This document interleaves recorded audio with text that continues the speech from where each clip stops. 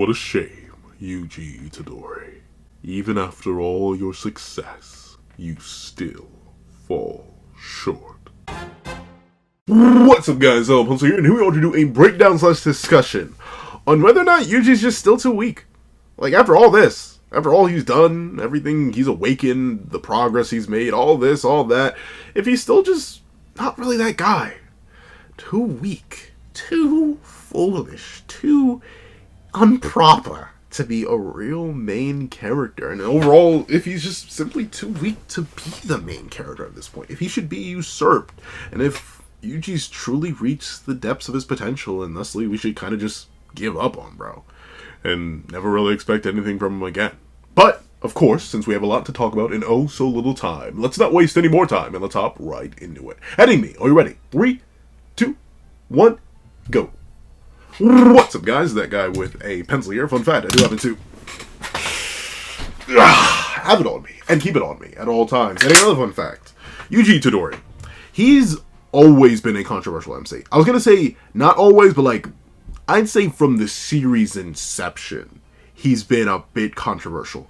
At first, it was because of his similarities to previous MCs. Oh, he's just a generic, happy-go-lucky guy who gets the most powerful creature in the series killed not inside him, like, inside of him. So, a lot of people were giving him, like, oh, it's Naruto all over again, he's gonna be friends, they're gonna blah, blah, blah, blah. A lot of people were gonna say it was boring that way. But then the story progressed, and it was very, very clear that these two were never gonna work together, or at least not properly. It was made clear that ultimately Ryomen Sukuna was just gonna be a monster, and then that led to a lot of people being like, oh, well, Yuji Itadori, you know, he's kind of boring, he's just a punch and kick merchant, he's kind of really not that guy like that, for real, he's kind of just whack and stupid. And then when he finally lost Sukuna, everyone's like, oh, wow, now he's a punch and kick merchant who's now a victim to adult transfiguration, so now Mahito just slams him on his neck. Like, there's always been this hot debate around Yuji as an MC, just in comparison to a lot of his contemporaries, who are notably within their verses in a much, much higher standing. Like, I'm thinking of Asta, I'm thinking of Midoriya, I'm thinking of Tanjiro, I'm thinking of, like, a bunch of different new gen MCs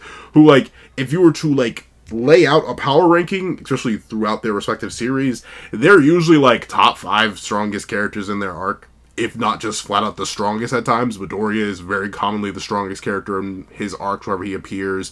Asta is very clearly one of the stronger characters in his arc when he appears. Even Tanjiro, after the first couple of arcs, he gets very, very swole. And also, there just aren't that many characters in Demon Slayer, but he gets very, very swole. I mean, Yuji Itadori, he's kind of stayed where he is. Like, don't get me wrong, he's definitely gotten stronger. Like, much, much stronger. But now, with 261 having a Yuji, and by not 1, not 2, not 3, not 4, not 5, not 6, but not even 7, but 8 Black Flashes simply get knocked away like this, it's kind of reopened the door. Specifically to Yuji Itadori as an MC and his level of power within his own narrative, and whether or not his lack of power kind of just makes him bad. Like, bad. Not even in like a, oh, you know, he's bad as in he's weak, but he'll get, no, like he's just bad as a character simply because he doesn't have enough raw power to have heavy impact on the narrative or its antagonist. And obviously, like I said, it's 261 that really opened this door. Well, it's not necessarily gore, but it opened a big old door. Because notably, Yuji doesn't even appear in the rest of the chapter. He doesn't get a mention, he doesn't get a name drop. That one punch away, that final panel is the last we get to see of him before Goda and Sukuna go into their domain expansion brawl off, and we get the whole explanation for Goda in the first place. So, the question is Yuji just too weak, and is his weakness bad? For the first one, it is admittedly kind of easy to answer. Yeah, Yuji's weak relative to Sukuna. I hate to break it to everybody. Well, most people know. But everyone's weak compared to Sukuna. Heck, the guy they ended up putting Yuta in to revive may soon be proven to be weak relative to Sukuna, even though the two are undeniably at the top of the verse, as in Gojo and Sukuna.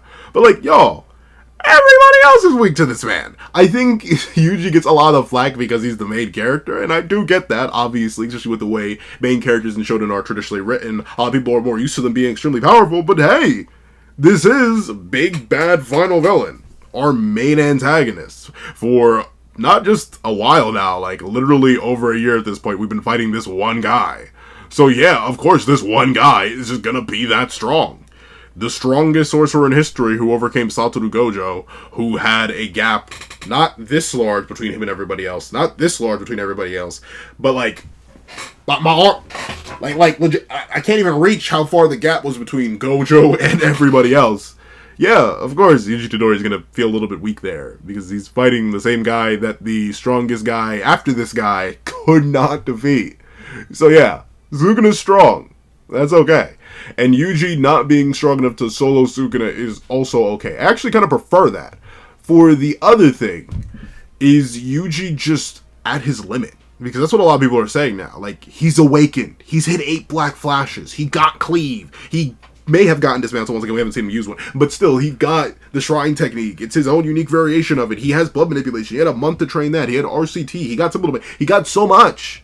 But he's still getting one-tapped by heart missing, 2 arm missing, eye missing, toes missing Sukuna. Like, come on now. He can't be him. This has got to be it. There's no way we can go any further.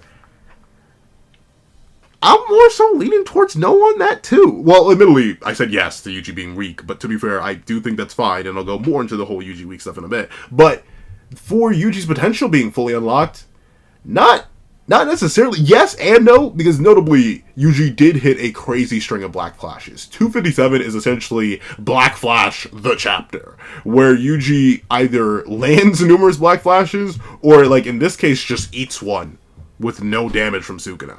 But, like, yeah, he did unlock a whole bunch, and the end of 256 did say Yuji Itadori has awakened, and 257 opens up with the monologue on why Yuji could be extraordinarily powerful. But, once again, I hate to say it, but right now, Yuji's just another potential man. He's fresh. Super duper fresh. Like, that man just got all his kit. And even then, we know, based on how this fight's been going so far, and his need to have Choso make the concentration of blood manipulation for him, that man, he really still ain't the best with what he has already. Like, he still hasn't fully figured out blood manipulation. We haven't even confirmed whether or not he's using Flowing Red Scale Stack. I think we know, because Flowing Red Scale Stack typically tells on somebody. We see with the eye motions, or not necessarily eye motions, but like the lines that appear on Choso out of his markings, and even when Combo is using it, the motions that appear on his eye. Not the motions, the markings. But Yuji hasn't shown that.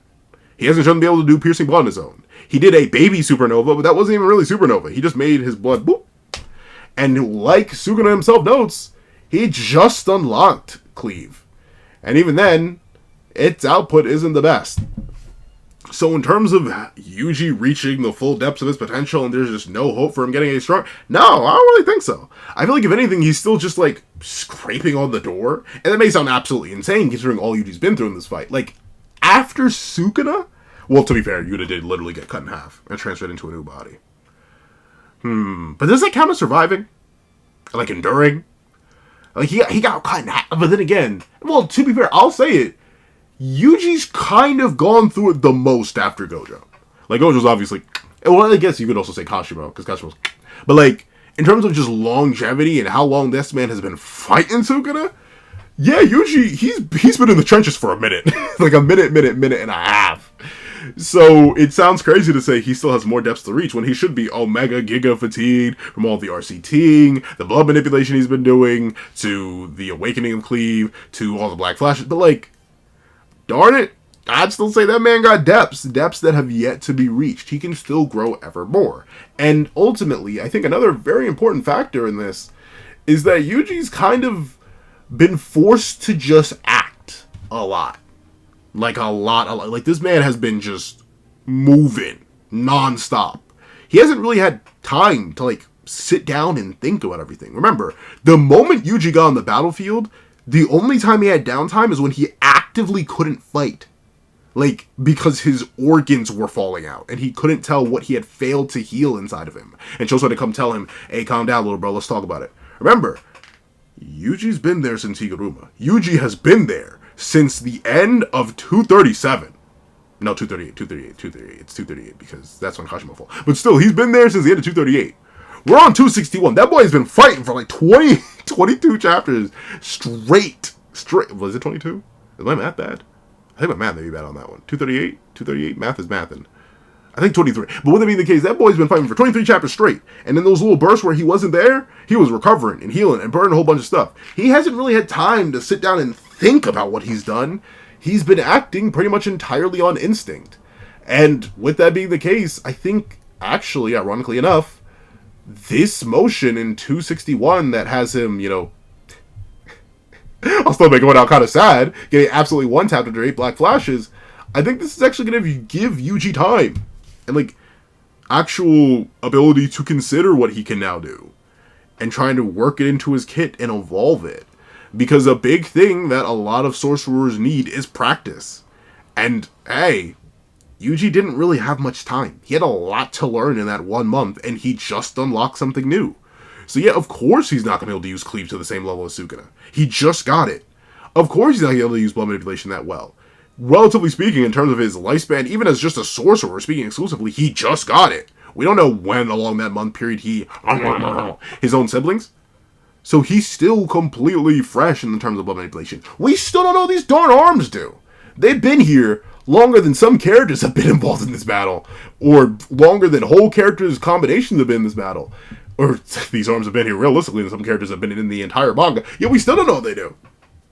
Yuji still has depths and mysteries that are fundamentally built into the character, which I think still allows him to have more potential. I think he can still be drawn more out. Now, I know a lot of people are going to be like, Pencil Man, I know you are not here to try and sell me on another potential man. But hey, I just gotta lay that out. One of the biggest things about Yuji that's been described as Yuji exclusive is his overwhelming potential and his tenacity and his ability to evolve and grow under the most dire of circumstances. And if this isn't the most dire of circumstances, I don't know what is.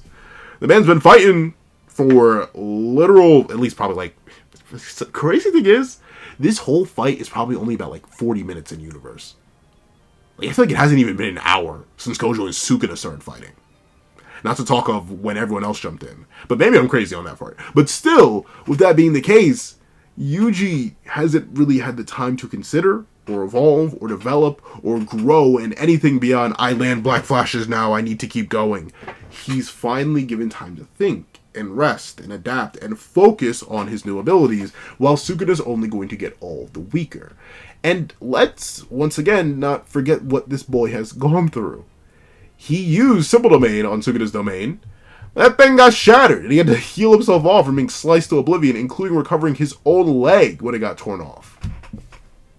He's also under a lot of mental stress right now. Yuji's been going through it. Let's put it that way.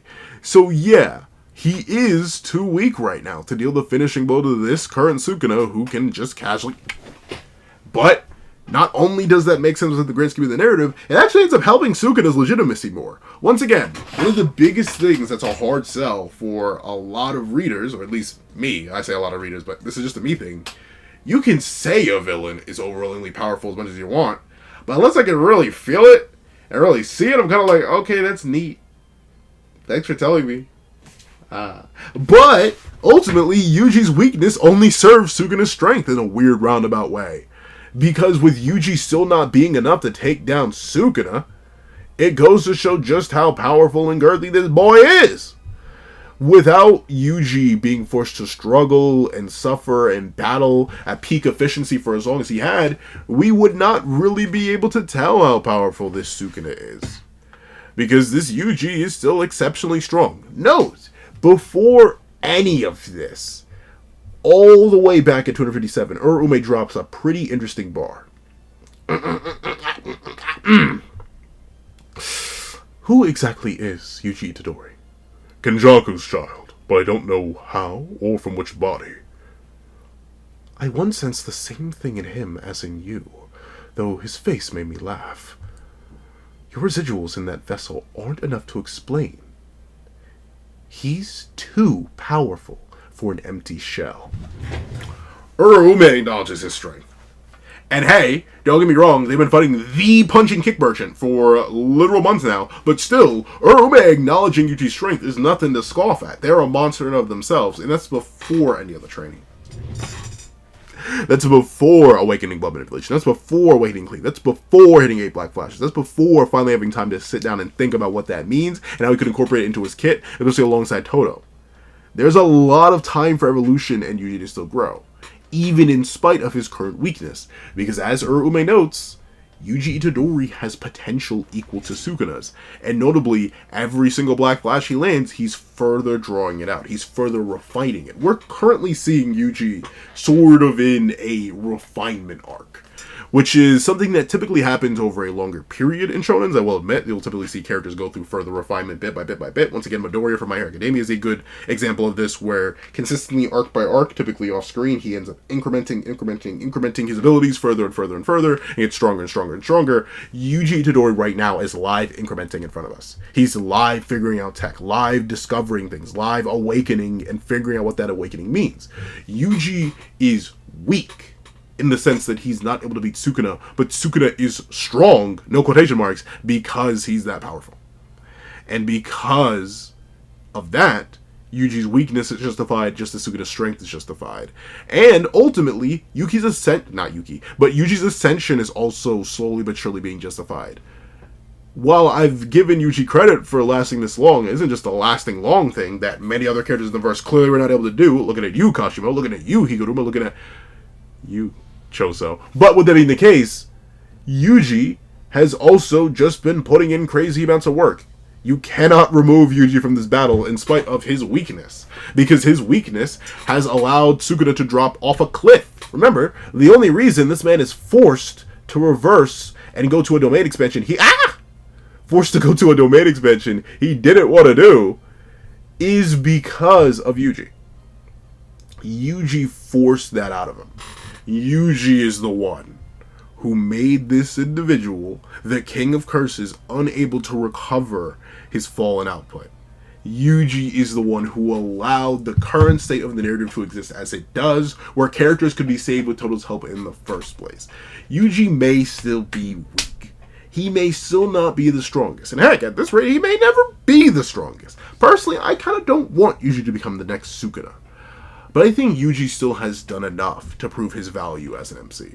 From his consistent weakening of Sukuna that prevents his RCT from returning to the ultimate degree, from Yuji Itadori face tanking a full output, max distance, top of the line, malevolent shrine, to Yuji Itadori being able to immediately reattach his leg with still little to no blood manipulation and RCT experience, at least in a real combat sense, and Yuji Itadori's consistent performance to be able to hit numerous black flashes and keep getting back up in spite of all the odds. I think Yuji Itadori is still a strong main character in terms of his actual physical strength relative to the rest of the verse, and also simply his ability to keep moving forward in spite of all the odds placed against him. Yuji Itadori is still that guy. So please, from the bottom of my heart, don't sleep on broski. He can still have way more to start cooking.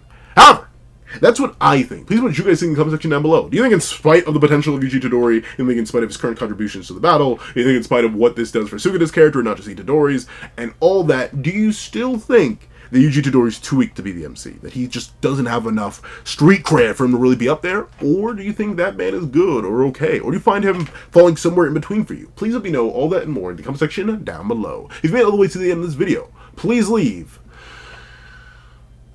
False King. Actually, I think I've used that one before. Leave False Lord. False, as in F-A-L-S-E. Lord, as in Lord, in the comment section down below. I'd like to thank you so much for watching. Please remember to leave a like, share, comment, and subscribe, and make sure that notification bell so you not miss out on any videos that come to the channel. Also, I do happen to have a Patreon down below where you can support me for as low as $1 get a month, things like exclusive videos, other content, and more. Also, now become a member of the channel for as low as $3 a month to get the same perks and more. Some of those perks will include the live reaction to the very next chapter of Jujutsu Kaisen, after variations of all my videos, and if you become a $25 Patreon, $25 member, you can order whatever video you want. Also, I do have a link to my Ko-Fi in the description down below where you can drop 5 beans for a short video, 25 beans for a long video, or any support at all is always greatly appreciated. Now, I'd like to thank you so much for watching once again, and I hope you guys have a wonderful day. This is Zaggle the Pencil, writing off.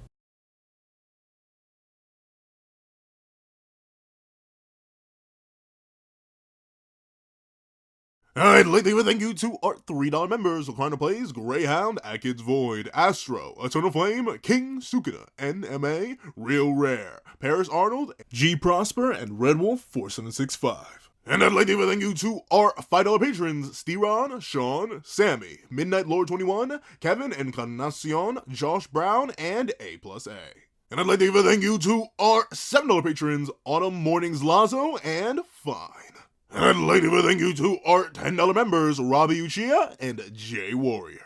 And I'd like to give another thank you to our $10 patrons, Panda Goat, Metal Solid Crisis, Joaquin Munoz, and Joaquin Munoz, along with Idemokami. And I'd like to give a final gargantuan thank you to our $25 patron, Calvin Elder.